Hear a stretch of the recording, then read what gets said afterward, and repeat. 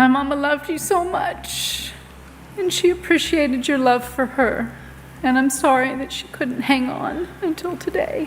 Though it's not physical, it's the end. We don't talk much. It's going to take time, I think, and I didn't expect to cry. The world stood still in 2022 when the news broke that Naomi Judd, one half of the iconic duo The Judds, was gone. And what was even more shocking was the nature of her death. But what if the headlines only scratched the surface? What really happened behind the closed doors? What secrets did Naomi carry to her grave? As shocking details began to spill, so did questions. A private farewell letter, a chilling family history, an autopsy report that left fans reeling in devastating new details about the house where Naomi Judd died. Stay with us, because what you're about to learn will change the way you see Naomi Judd forever, because it's not what you expect. Naomi Judd was more than just a country music icon. She was a survivor, a mother, and a woman who wore many crowns while hiding scars so well. Her voice, alongside her daughter Winona's, soundtracked the lives of millions. They weren't just the Judds. They were a story of love, resilience, and second chances. But behind the fame and the red carpets was a storm Naomi kept hidden from the world. Her death in 2022 didn't just spark grief. It raised tons of questions, from the timing to the silence and then the drama that came with it, as well as the emotional weight it left behind. Fans couldn't understand how someone who appeared to be standing in her moment of glory, on the brink of a Hall of Fame induction, could be privately crumbling. What went wrong? What signs were missed? And how did everything unravel so fast? In this video, we're peeling back the curtain on Naomi's final chapter, which is defined by mental health battles, family tension, and heartbreaking revelations. This isn't just about how she died. We'll be taking a ride through her life and everything she endured while trying to live.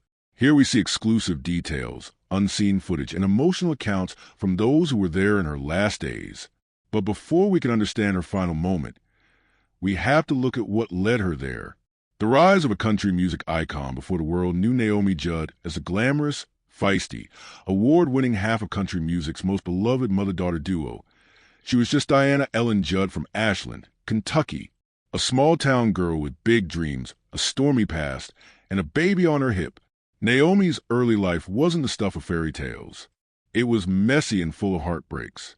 She had a rough childhood that was filled with tragedy, from the sudden death of her brother at just 17 from leukemia to a strained family life that taught her to be tough early on. By the time she was in her early 20s, she was a single mother with 2 daughters, Winona and Ashley, trying to make ends meet. She had no husband and no college degree.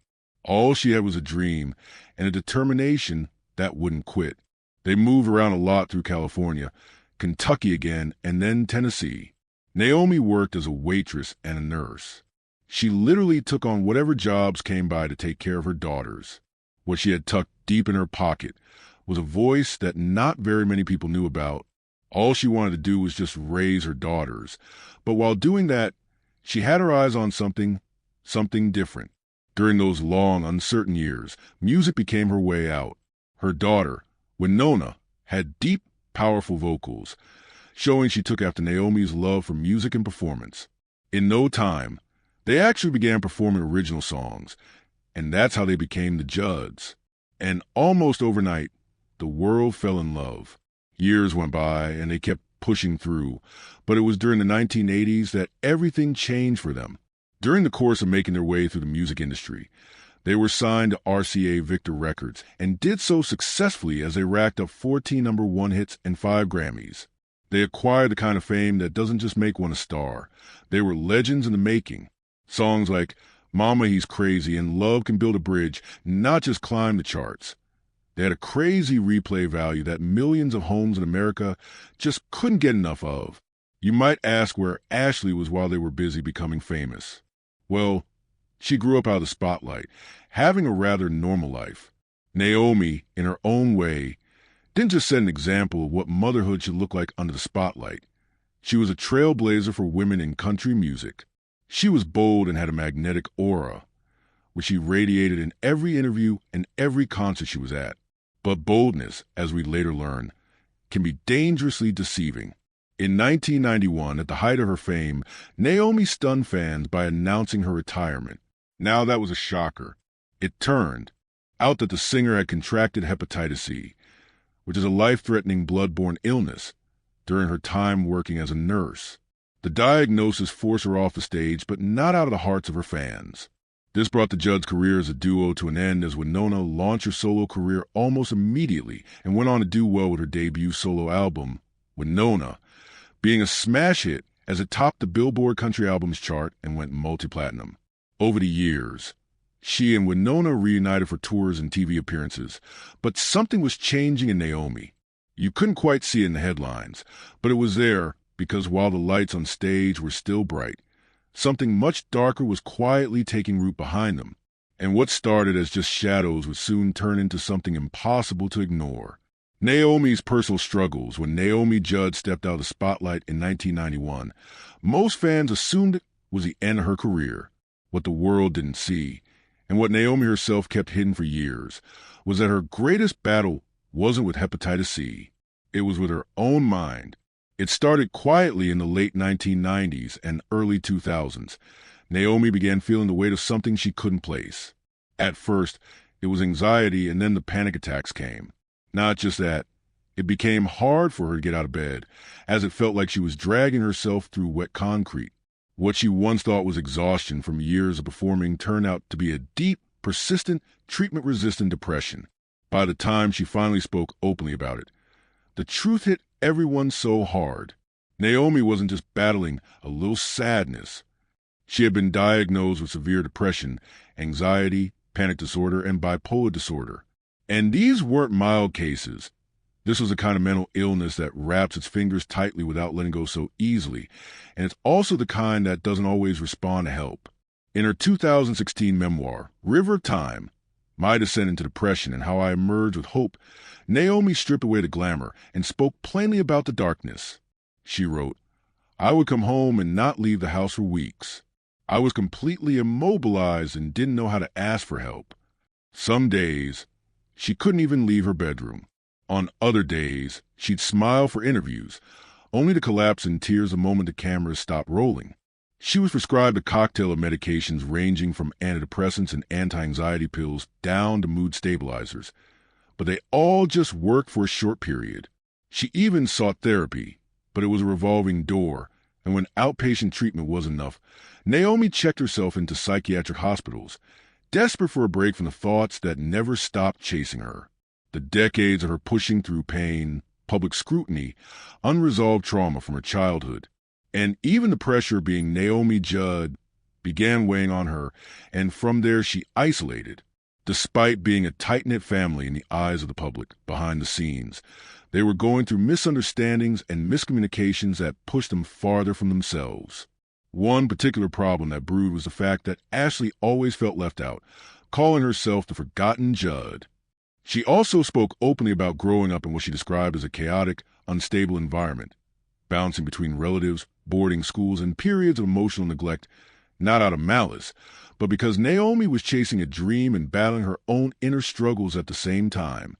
Unlike the rest of the family, Ashley had to live a more ordinary life as she later attended the University of Kentucky, where she studied French anthropology and women's studies before heading to Los Angeles to become an actress. She felt fulfilled as she finally found her own path. She eventually carved out her own powerful identity in Hollywood, separate from the country music fame her mom and sister had built. So, while Naomi and Winona were traveling the country in tour buses and collecting Grammys, Ashley watched from a painful distance, deal with the aftershocks of family fame, and had to find her own path to healing, all of which she's detailed in her memoir, All That Is Bitter and Sweet. With all the family issues that had transpired and Naomi's personal battles, she felt alone in a room full of people, and that loneliness only fueled the cycle. Her physical health also wasn't in good shape, though she had gone into remission from hepatitis C. The toll it took on her immune system, her energy, and her self-esteem lingered. She suffered chronic pain, fatigue, and brain fog, and they all fed the storm inside her. She once described the sensation of depression as living in a dark tunnel where the end never comes. Naomi tried everything from clinical treatments to alternative therapies, all of which she journaled. Through it all, she had a sense of gratitude. There were good weeks and sometimes even good months. She'd go on walks, attend events, and have plans she met up with. But the shadow always seemed to return, just when things started to feel okay. Still, she kept trying. That was her pattern. Crash, recover, rebuild, rinse and repeat. What made it even harder was the stigma. As a celebrity and a country music icon, people expected her to always pull through in perfect shape and sparkles. There wasn't much space in that world for her to show any form of weakness, and so because of that, Naomi wore a smile even when it hurt. She sang the songs even when her heart was breaking. And every time someone called her inspirational, she quietly wrestled with the fact that she didn't always want to keep going. But she did. For years, she did. Until she couldn't anymore. April 30th, 2022. April 30th, 2022. Naomi Judd had spent her life surviving battles the world never saw. Some were fought on big stages, dressed in sequins and lit by stadium lights. Others were quiet, invisible, and relentless. But by the spring of 2022, she had grown tired, not of living exactly, but of hurting. And on one normal, sunny morning in late April, something inside of her finally gave out. It was April 30th, 2022, a Saturday. The Judds were just one day away from being inducted into the Country Music Hall of Fame, which was a moment that should have been a celebration of everything Naomi had built with Winona, everything she had overcome. But even honors as big as that couldn't reach deep enough to heal what had broken inside her. Naomi was at home that day in her secluded property in Leapers Fork, Tennessee, about 40 minutes southwest of Nashville. The house, tucked away among trees, was everything Naomi had wanted. A little peace and quiet with plenty of space. But that quietness had become a double-edged sword for her. It gave her privacy, but it also gave her too much time alone with her thoughts. Ashley, her younger daughter, had come over that morning, as she often did. Despite their past struggles, the bond between Naomi and Ashley had grown stronger as the years went by. Ashley knew her mother's moods, so she learned how to read the silence and how to watch for any strange signs. But that morning, something felt off. Naomi wasn't exactly in a chatty mood, and she wasn't radiant or sharp like she sometimes could be, even on the harder days. Ashley later described her as unusually quiet and withdrawn. That kind of emotional distance wasn't new, but that day, it carried a sort of heaviness. It was different, but it was hard to identify it. Ashley had also pointed out that Naomi was uncomfortable in her body as she would pace around the kitchen and say things like she didn't want to be here anymore. After a while, Naomi calmed down and talked to her daughter about the reasons she chose and fought to stay alive despite all that she had been through. One of the things she said to Ashley was, "You don't have to worry about me, Mom. I'm okay. I'm okay." At one point, Naomi turned to her daughter and quietly asked, "Will you stay with me?" Ashley stayed close, and they talked a little before Naomi decided to head up to her bedroom. Then, just for a moment, Ashley left the room after hearing a knock. She went upstairs to answer the door, to let her mother know a close family friend had come by to visit. It wasn't more than a few minutes. She wasn't even far, but when she came back down, she discovered the worst horror of her life.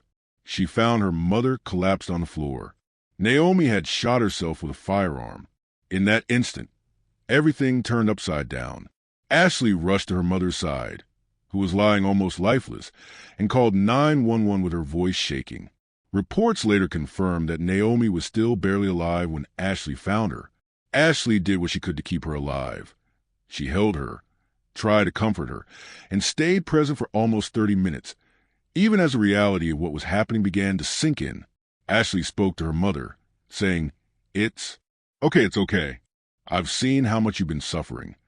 She also revealed that they took long breaths together, and she talked to her mother and told her how much she loved her and it was okay to go. The trauma of that moment didn't end with that morning. Ashley has since said plainly and painfully, "I was the one who discovered her. I have both grief and trauma." The truth, paramedics and police arrived soon after, but it was too late. Naomi Judd was gone. The iconic country singer had passed away at age 76. The cause of death was later confirmed as a self-inflicted gunshot wound to the head. There was a farewell letter handwritten and left nearby.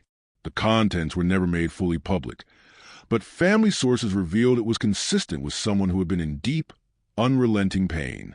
She wasn't just a woman who had sad days or had bad days.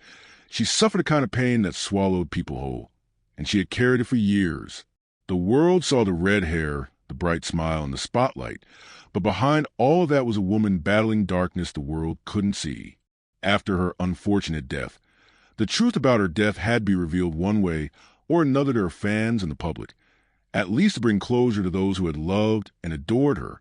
So an autopsy was carried out, and the report was just exactly what Ashley had told everyone. Naomi Judd had died from a self-inflicted gunshot wound. That alone was enough to bring the long-needed closure to the country music world and the world at large. But the findings went deeper. The toxicology report confirmed the presence of several prescription medications in her system, medicines commonly used to treat post-traumatic stress disorder and bipolar disorder. This wasn't new to her family. They had walked beside her through it all, from doctor visits, therapy, and medications to hospital stays.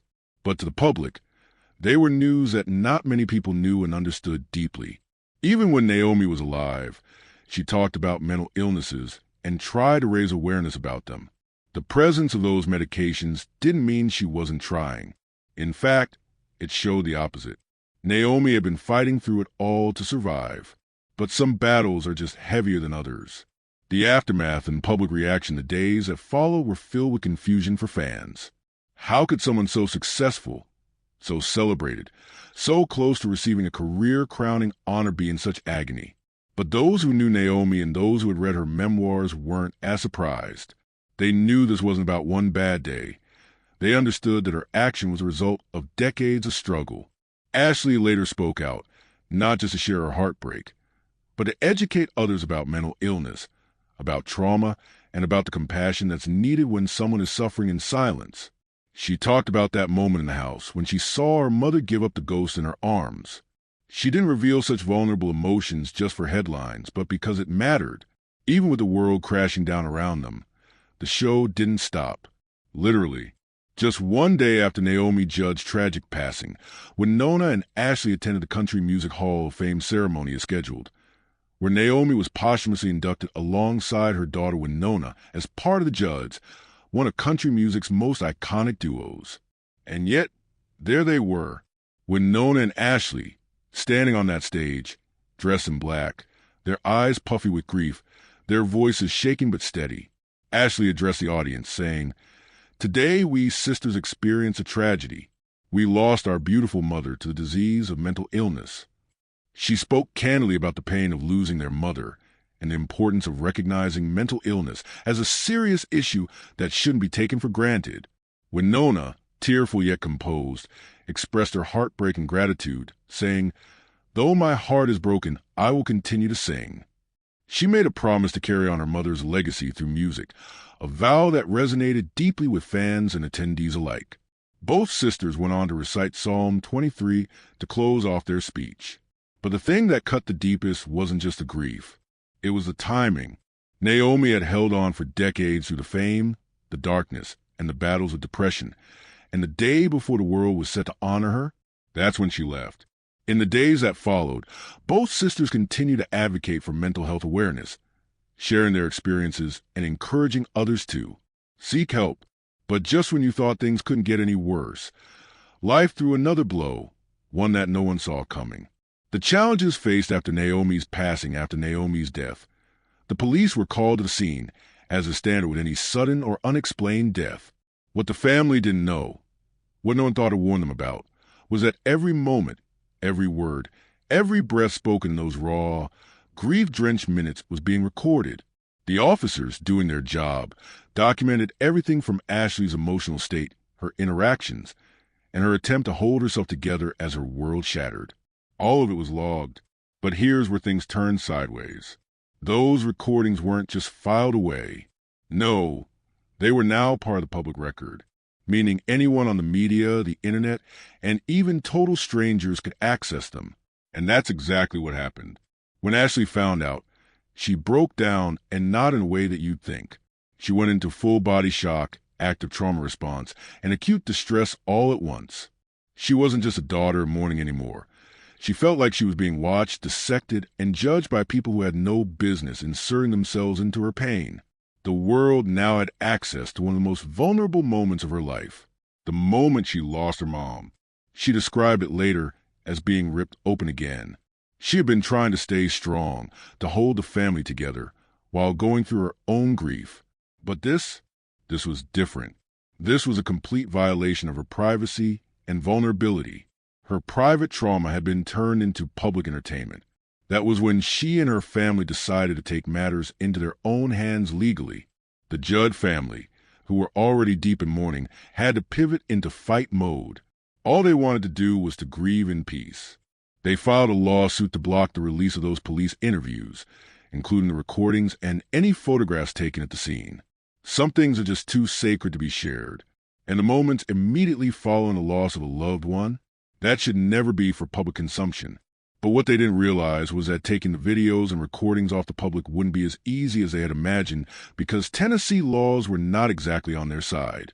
According to the public records laws in the state, anyone is entitled to access a lot more than people realize. So while the Judds were pleading for compassion and privacy, the legal system was asking questions about transparency and freedom of information. And that's where things got murky. While the family wanted to get justice to protect their privacy, the media saw an opportunity to make headlines. They circled like sharks, hungry for updates, eager to see whether grief will win over public interest. At one point, the family wasn't even sure if they could keep the details of Naomi's final moments protected. After the final hearing on September 8th of that same year, the family's lawsuit was dismissed after some media houses withdrew their request for Naomi's photos on the day of her passing. Just when you think the story couldn't get any more heartbreaking, more layers begin to unfold. Remember the farewell letter Naomi left behind? While most of the contents remained mostly private, what slipped through the cracks was enough to leave everyone stunned. One of the most shocking details was Naomi's request that Winona not attend her funeral. Now that was a shocker. This left fans and family alike grappling with confusion and grief. How did Winona take that? We might not know, but what we do know is that it would have broken her heart. How do you mourn your mother when her final words strictly forbid you from being at her funeral? Behind the scenes, the family was breaking in very different ways. Larry Strickland, Naomi's husband of over 3 decades, spoke through tears about her final days. He remembered her quietness. He described it as a faraway look in her eyes that didn't feel like her. And still, he never saw it coming.